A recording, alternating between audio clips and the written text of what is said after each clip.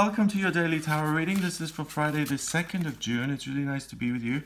Let's have a look at what the card is saying, and I'm using the Druidcraft deck again.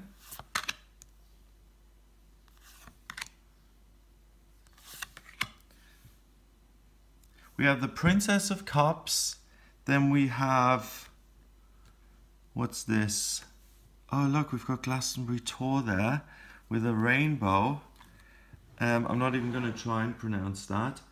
This is Temperance, and then we have the Queen of Wands in reverse. Okay, first of all, the Princess of Cups and Temperance seem kind of linked because they both have to do with chalices, and they both have to do with kind of purification and detoxification.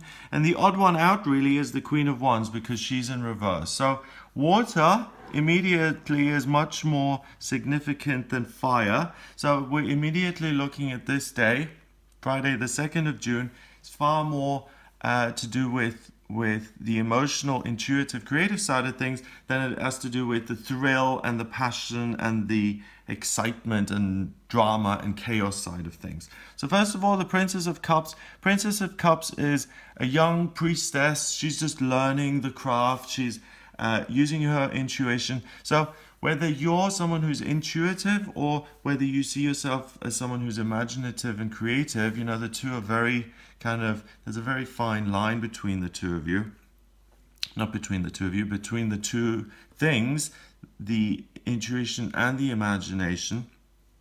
So you're really in tune with that. You're also willing to learn, and I really feel that if you are someone who is working with the intuition explicitly to try and get clearer messages, that you will be very teachable today and that you will be able to make some progress and get information that actually does teach you useful information. The next card, Temperance, is about balancing things out so that you can get to this place of peace and contentment, and you can find your own personal holy grail. So that's a process of getting rid of our character flaws, our character defects, so to speak, so that they don't constantly pester us, that we can have internal contentment, that we can then learn about the emotional side of things and not be governed by our own feelings, and then we can have emotional freedom and really then use our emotions to create something wonderful. Okay,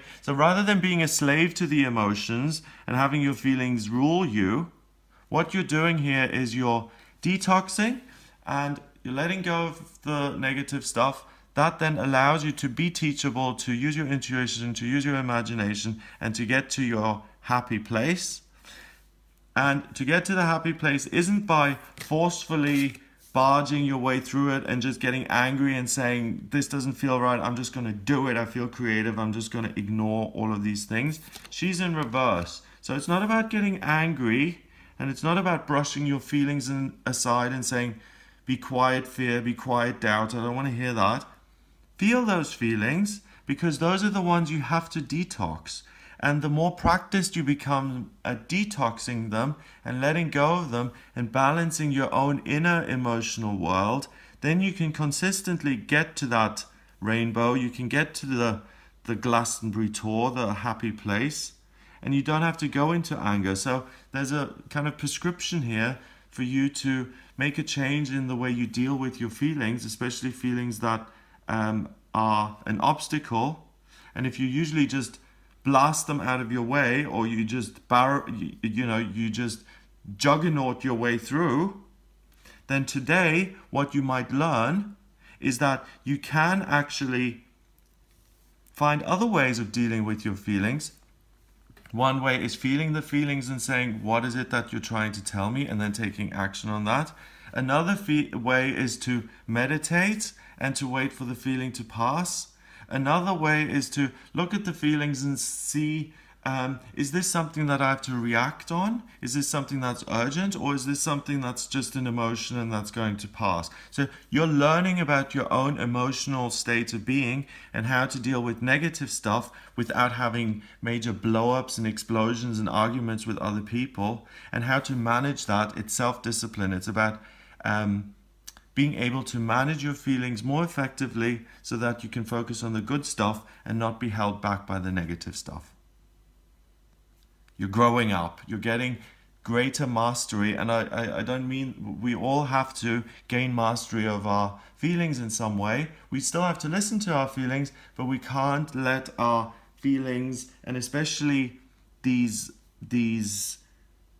mundane surface level kind of feelings, slight irritations, minor gripes, we can't let those run our lives. We have to kind of not sweat the small stuff and look at the bigger thing that we're trying to create. Number wise, we've got 1 and 14 is 15 and 1 is 16. 1 and 6 is 7. And again, like yesterday, this is about mind and creativity. So it's about focusing on the positive stuff, letting go of the negative, and then really being able to get to that happy place. So you can get there, and you can really learn about yourself and how to manage yourself more effectively in future. What I mean by that is if anger is your trigger point and you just feel you can't manage your anger, you can't control your anger, today you will learn a new skill on how you will be able to control that anger in future, and that you don't have to be a slave to your own anger for the rest of your life, that you will be able to master it. The princess, remember, becomes the queen at the end of the day. So have a wonderful day. I hope this gives you an idea of what you're working with. If you'd like a private reading with me about what's coming up in your love life or in your career or your finances, what your life purpose is, what your vocational aptitudes are, or what's coming up for you in the rest of this year, then please get in touch via my website for a private reading. It's gregoryscott.com. Click on the readings tab to order your reading. Please remember to subscribe to this YouTube channel, and I'll speak to you tomorrow.